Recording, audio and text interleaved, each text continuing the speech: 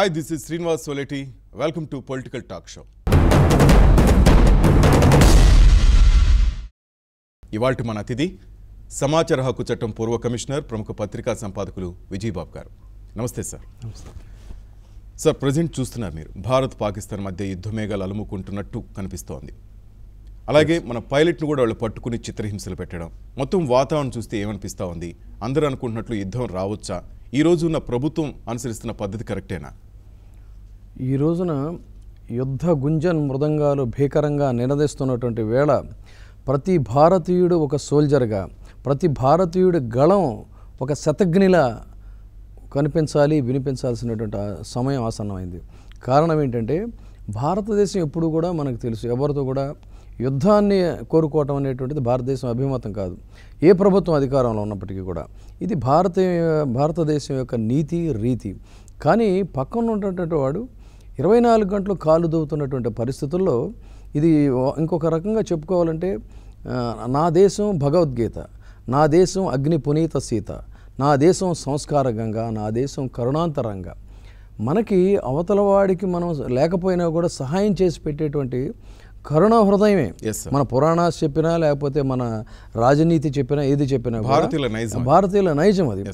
అలాంటిది అయితే అలాగే నా దేశం అగ్ని పునీత సీత. సీత అంటే ఒక సాధ్వి మణి అయినంత మాత్రంలో తన్ని ఒక శక్తి లేనటువంటి వ్యక్తి కాదు. భారతదేశం కూడా అంతే. అంటే సాధ్వీమణి సోమనస్కురాలు కాబట్టి అది బలహీనతగా తీసుకుంటే శివధనుస్సుని అవలేలగా ఎత్తినటువంటి సీత శక్తి ఏంటనేటువంటిది తెలుసు. తెలిసిన వాడి వ్యవహారంలో మాత్రం అలాగే ఉంటుంది. భారతదేశం కూడా అంతే. అందుకనే నా దేశం అగ్నిపూనీత సీత అని ఇక్కడ కోట్ చేశారు. కాబట్టి అలాంటిది కవ్వించి అన్యాయంగా అకారణంగా ఈ భారతదేశ జవాన్లను పొట్టబెట్టుకున్నప్పుడు చేతులు ముడుచుకొని కూర్చోవటం అనేటువంటిది కరెక్ట్ కాదు. ఎంత అండి భారతదేశం ముందు ఆఫ్టర్ ఆల్ పాకిస్తాన్ కదా.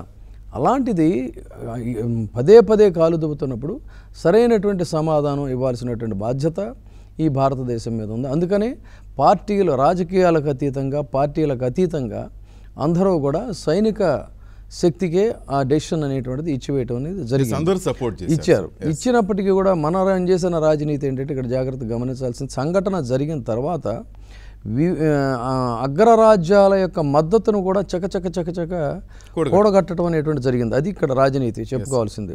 అందుకని భారతదేశంలో ప్రతి చెట్టుకి కూడా ఇక్కడ ఫలపుష్పాదులు అనేటువంటివి మనకి లభిస్తాయి.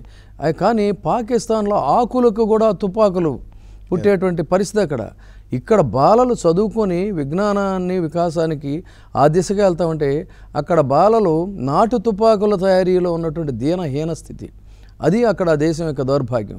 ఎక్కడ ఉద్యోగాలు కానీ ఉపాధి అవకాశాలు కానీ లేక కేవలం ఏంటంటే యుద్ధం మీద బతకటం, లేదు అంటే ఆ చైనా చేసేటువంటి పరోక్షంగా చేసే సహాయానికో, అగ్రరాజ్యాలు విధించేటువంటి ఆ విధిలింపులకో, వాటి కోసం దాని మీద ఆధారపడి బతికేటువంటి దేశం. కాబట్టి దానికి కావాల్సింది ఏంటి? ఉగ్రవాదుల్ని పెంచి పోషిస్తూ ఉంటే వాళ్ళు పడేసేటువంటి ఎంగిలి మెతుకులతో ఆ దేశం వాళ్ళు సర్వైవ్ అవుతుంది. కాబట్టి వాళ్ళనే నమ్ముకున్నటువంటి దుస్థితి.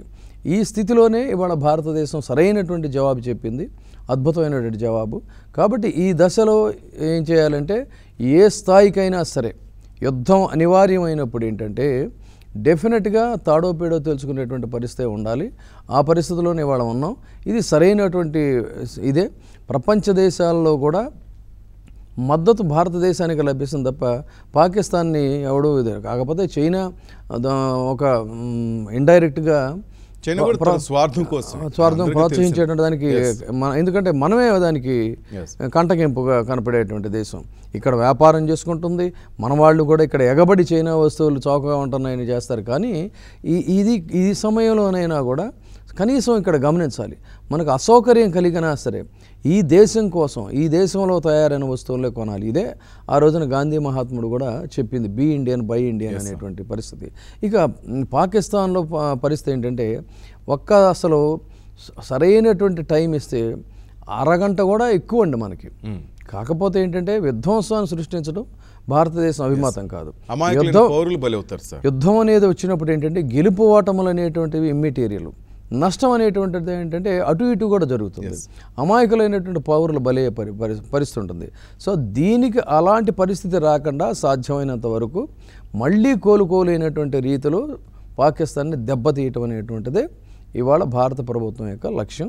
సో ఆ దిశగానే వాళ్ళు జాగ్రత్తగా అడుగులు వేస్తున్నటువంటి పరిస్థితి. కానీ ఈరోజు చూసాం సార్, పాక్ ప్రధాని ఇమ్రాన్ ఖాన్ అంటున్నారు ఒకవేళ యుద్ధం చేస్తే మోడీ గారికైనా నాకైనా ఎటువంటి ఇబ్బంది ఉండదు, కానీ ఇది ఎంత దూరం వెళ్తుందో తెలియదు అంటూ ఒక కామెంట్ చేశారు. చర్చలకు మేము సిద్ధమే అంటూ ఒక కబురు పంపారు. ఇప్పుడు అమానుషత్వం, అమానవీయంగా వ్యవహరించడం అనేటువంటిది భారతదేశం మీద విషం కక్కటం అనేటువంటిది ఇమ్రాన్ ఖాన్కు ఉన్నటువంటి నైజం.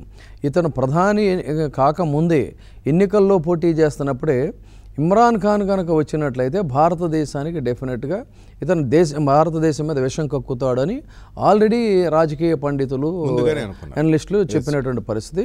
ఇవాళ సరిగ్గా అతను చూసి అతను అదే పని చేశాడు. దానికి భారీ మూల్యం చెల్లించుకోక తప్పదు.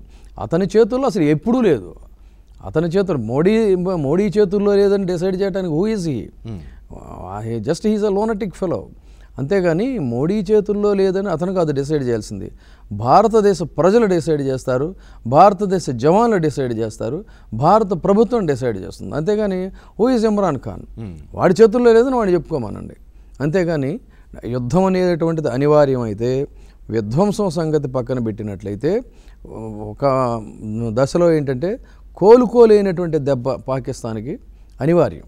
కాకపోతే ఇక్కడ ఏంటి, మనకున్నటువంటిది వాళ్ళది ఇస్లామిక్ కంట్రీ, మనది సెక్యులర్ కంట్రీ.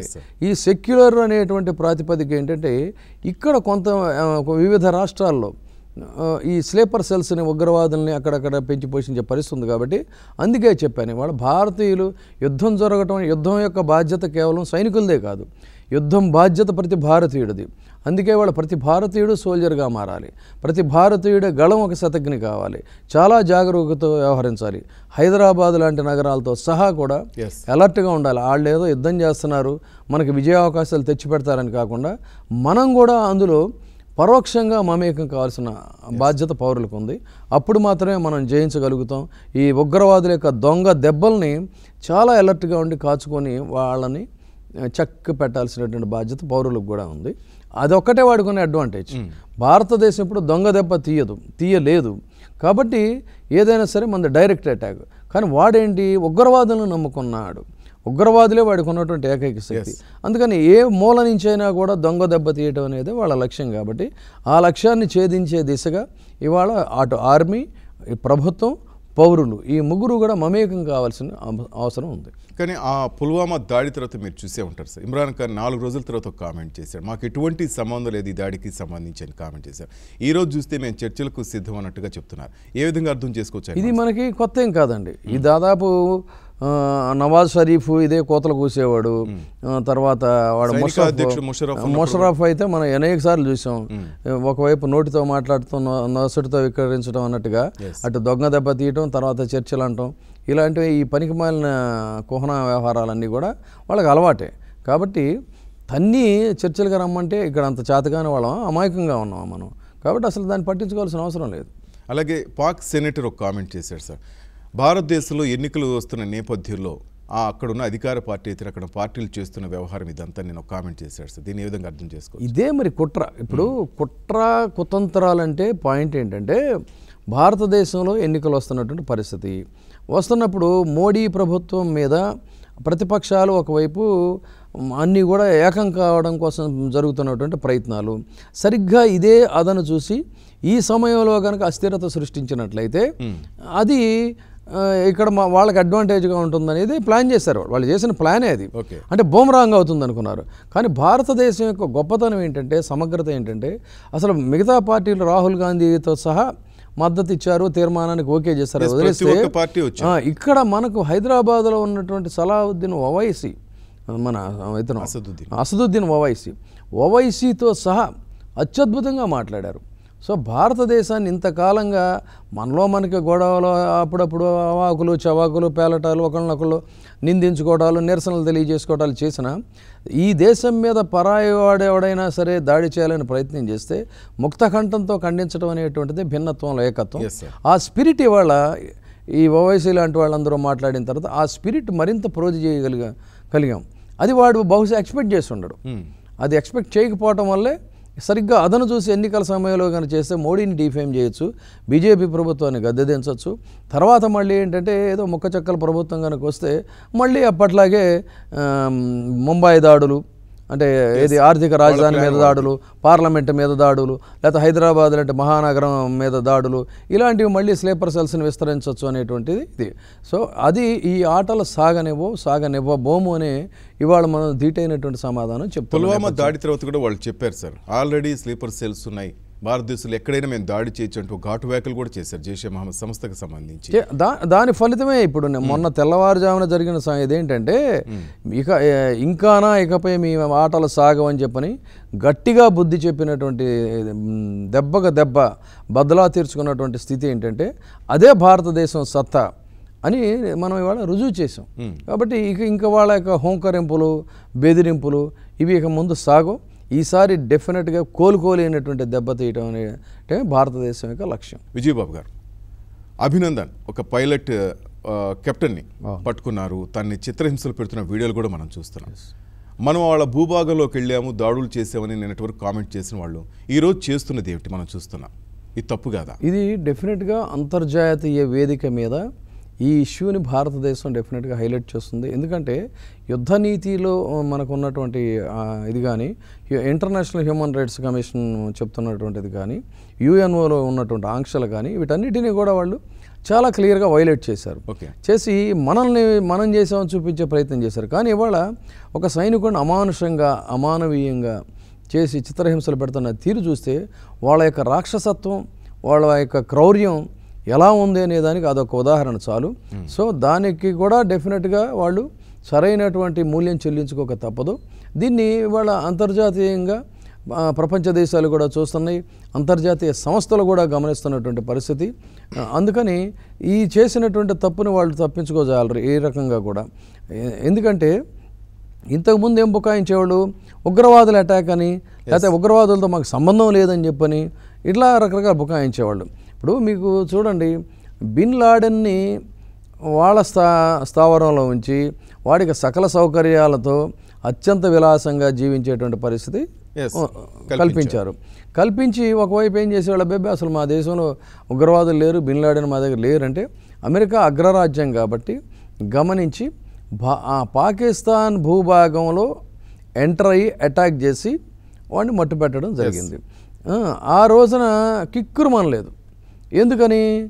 అగ్రరాజ్యం అక్కడి నుంచి ఆర్థికంగా సహాయం పొందుతున్నటువంటి పరిస్థితి, వీడు బెచ్చగాడు, అమెరికా బెచ్చం వేసేటువంటి దేశం కాబట్టి నోరు మూసుకొని ఊరుకున్నారు ఆ రోజున. అదే ఏ భారతదేశం లాంటిది అయితే మళ్ళీ గగ్గోలు పెట్టేవాళ్ళు. సో బిన్ లాడెన్ దగ్గర నుంచి ఈ రోజున ఉన్న జైషే మహమ్మద్ దాకా రకరకాల ప్రపంచాన్నే భయపెడుతున్నటువంటి పరిస్థితి, ఆఫ్ఘనిస్తాన్ లాంటి దాన్ని అతలాకుతలం చేస్తున్నటువంటి పరిస్థితి, ఆఫ్ఘనిస్తాన్ కేంద్రంగా ఉగ్రవాదులను అక్కడ కూడా పెంచి పోషిస్తున్న పరిస్థితి. దీని అంతటికీ కూడా కారణం ఏంటంటే పాకిస్తాన్. అయితే ఇక్కడ గమనించాల్సింది ఏంటి, ఒకప్పుడు ఈ ద్వంద్వ నీతిలో అమెరికా ఉండేది.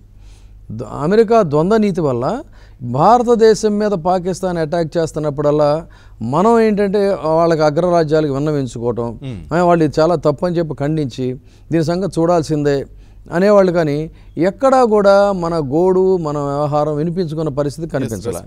ఎప్పుడైతే ట్విన్ టవర్స్ మీద దెబ్బ తగిలి ఉగ్రవాదం యొక్క దెబ్బ ఎలా ఉంటుందని అమెరికా చూసిన తర్వాత తన దాకా వచ్చాక అప్పుడు ఆకులా వణికిపోయింది. వణికిపోయి అక్కడ నుంచే ఈ ఉగ్రవాద ఫోబియా అనేటువంటిది, టెర్రరిస్ట్ ఫోబియా అనేది, ఇంకా చెప్పాలంటే భారతదేశం మన పక్కన నుంచి శత్రుముఖలు ఉన్నా కూడా మనం నిర్భయంగా తిరగడానికి అలవాటు పడ్డాం. కానీ ఇంత హోంకరింపులు చేసేటువంటి అమెరికాకి మీరు ప్రత్యేకంగా చూడండి అక్కడ పరిస్థితి ఎంత భయం అంటే వాళ్ళకి ట్విన్ టవర్స్ తర్వాత ఆకులో వణికిపోయే పరిస్థితి వాళ్ళ. అందుకని ఏం చేసిందంటే అమెరికా వైఖరిలో కొంత మార్పు వచ్చింది. మార్పు వచ్చి ఆ తర్వాత భారతదేశానికి ఈ ఉగ్రవాదాన్ని అణిచివేసేటువంటి వ్యవహారాల్లో కానీ ఇతరత్ర కొంత మనకు సానుకూలంగానే వ్యవహరిస్తున్న తీరు. నిన్న కూడా ఒక పాకిస్తాన్కి తీవ్రమైన హెచ్చరిక చేసింది, భారత్తో కవ్వింపు చర్యలకు పాల్పడవద్దు అని చెప్పని. అయినప్పటికీ కూడా జరుగుతున్న తీరు ఇదే. కాబట్టి ఇవాళ అదే కాదు, ప్రపంచంలో ఉన్నటువంటి ఏ ఉగ్రవాదంతో అయితే ప్రపంచ దేశాలు భయపడుతున్నాయో, అటు యూకే కావచ్చు, లేదు ఈవెన్ రష్యా కావచ్చు, ఒకప్పటి మనకి అత్యంత మిత్ర దేశం, ఈ రోజుకి కూడా అనుకోవచ్చు, కానీ బట్ కొంత రకరకాల కారణాలతో కొన్ని వేరియేషన్స్ ఉన్నాయి. వీటన్నిటినీ కూడా ఇవాళ భారతదేశం కన్విన్స్ చేయగలిగింది సక్సెస్ఫుల్గా. కాబట్టి ఈ పాకిస్తాన్లో జరుగుతున్నటువంటి అరాచకాలని ఎండగడుతూనే ఒకవైపు, తర్వాత వాళ్ళ మీద అటాక్ చేసి సరైనటువంటి దెబ్బ తీసేటువంటి రీతిలో వ్యూహాత్మకంగా, అంటే ముప్పేట దాడి అంటారు చూసారా, ఈ ముప్పేట దాడి వ్యూహంతోనే వాళ్ళ భారతదేశం వెళుతుంది. కాబట్టి అయితే కొంత మనం ఇప్పుడు ఒక పైలట్ కానీ, లేదు అంటే ప్రమాదవశాత్తు దీంట్లో చనిపోయినటువంటి వాళ్ళు కానీ, ఇలా కొంత మనకి యుద్ధం అన్న తర్వాత నష్టం తప్పదు. కాకపోతే ఏంటంటే వాళ్ళకి భారీ నష్టం అనేటువంటిది అనివార్యం. ఆ భారీ నష్టం చెల్లించుకోవటం ఒకటే పాకిస్తాన్కి వాళ్ళ ఉన్నటువంటి పరిస్థితి. లేదు అన్నట్లయితే అన్కండిషనల్గా ఉగ్రవాదులను అప్పచెప్పాలి. ఉగ్రవాదులను అప్పచెప్పేంత సత్తా ఇమ్రాన్ ఖాన్ లాంటి ఒక శక్తిహీనుడికి లేదు. అతగాడు ఇవాళ ఆ ఉగ్రవాదుల చేతిలోనే బందీ. అక్కడ ప్రభుత్వాలను ఎవరు నడుపుతారు? మనలాగా ఇక్కడ మన ప్రభుత్వాన్ని ప్రజలు ఎన్నుకున్నటువంటి ప్రధాని నరేంద్ర మోడీ గారు ఆయన క్యాబినెట్ నడుపుతారు. కానీ పాకిస్తాన్లో ప్రభుత్వాలు నడిపేది కేవలం సైనికులు, ఉగ్రవాదులు మాత్రమే.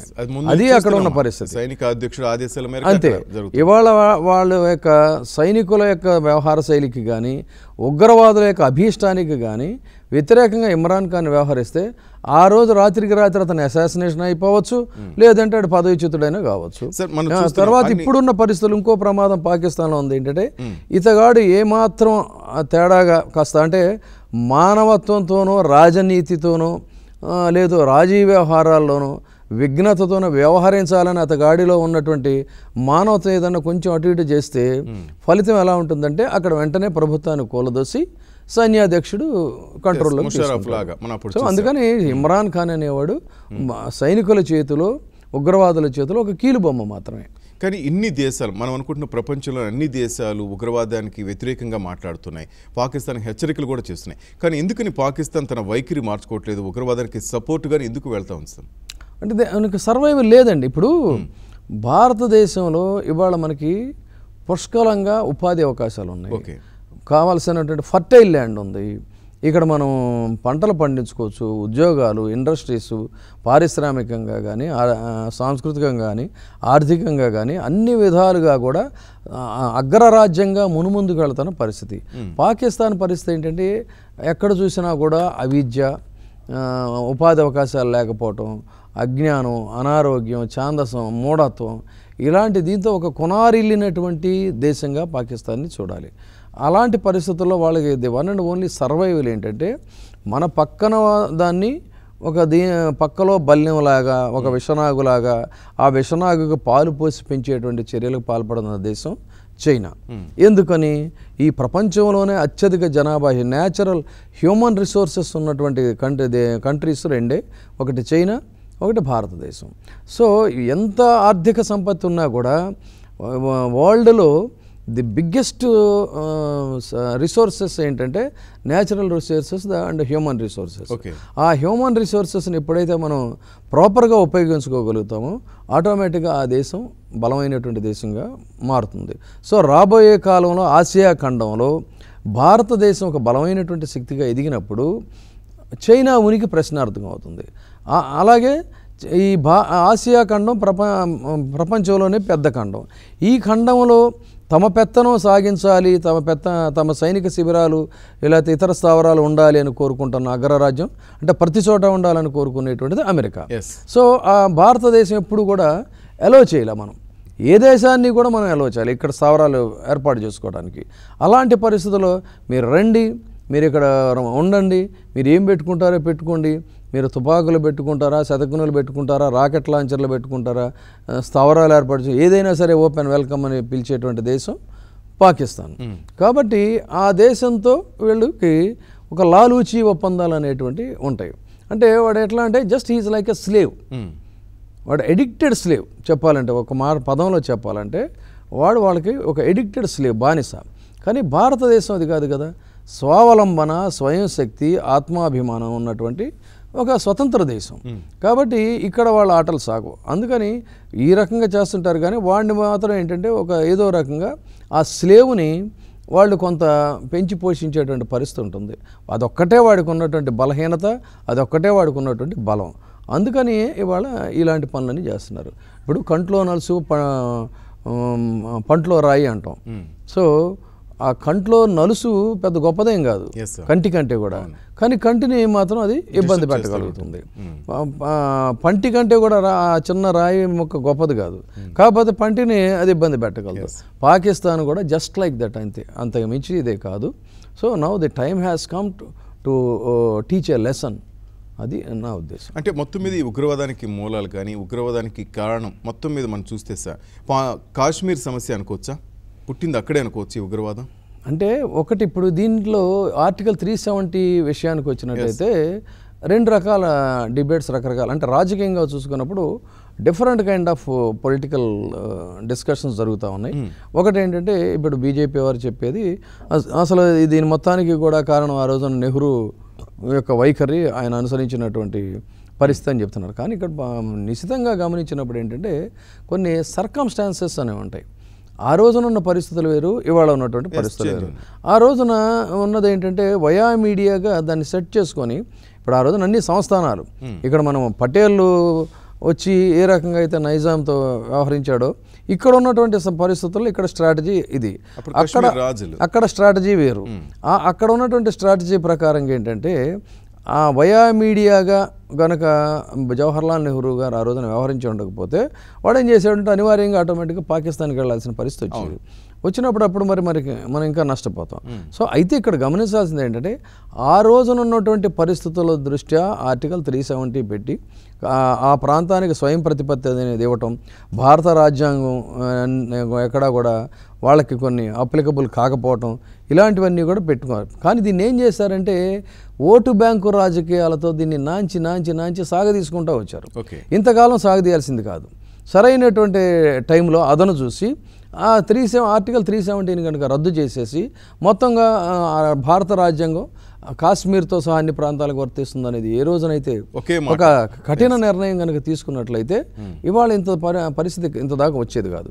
కాబట్టి ఇవాళ మనం ఇంత భారీ మూల్యం చెల్లించుకుంటున్నాం. ఏదేమైనా ఇవాళ ఒక చారిత్రక అవసరం ఏంటంటే ఆర్టికల్ 370 రద్దు అనేటువంటిది. ఆ రద్దు చేస్తే తప్ప ఈ ఉగ్రవాదుల చొరబాటును మనం నిరోధించగలుగుతాం. రాబోయే కాలంలో దాన్ని ఇప్పుడు పంజాబ్ ఇష్యూ చూసాం. పంజాబ్లో ఎంత ఇదైందో తెలుసు మనకి. దాదాపుగా ఆ రోజున ఉన్నటువంటి సిక్కులు వ్యవహారం ఇదంతా చూస్తే అసలు మళ్ళీ ఆ రాష్ట్రంలో కాంగ్రెస్ పార్టీ గెలుస్తుందని మనం ఊహించగలిగామండి.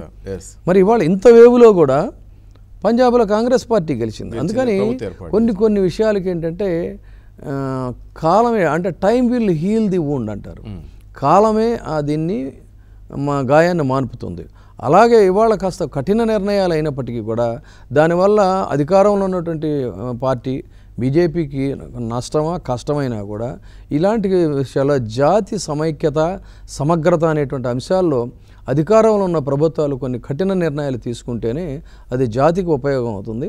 ఇవాళ ఆర్టికల్ 370ని రద్దు చేయడం ద్వారా రాబోయేటువంటి కాలంలో భారతదేశానికి ఎన్నో ప్రయోజనాలు. అంటే ఇప్పుడు ఆ దిశగా బీజేపీ ప్రభుత్వం వెళ్తుంది అనుకోవచ్చు సార్? వెళ్ళి తీరాల్సినటువంటి అవసరం ఉంది, వెళ్ళాలి, ఖచ్చితంగా తప్పదు అది అంతే తప్ప ఇవాళ ఇక్కడ మళ్ళీ గమనించాల్సింది ఏ దుష్ట పన్నాగంతో అయితే ఎన్నికలు సమీపిస్తున్నటువంటి వేళ ఇలాంటిది చేసి ఈ బురద బట్ట కాల్చి మేదేసినట్టుగా నరేంద్ర మోడీ గారి మీద చల్లినట్టయితే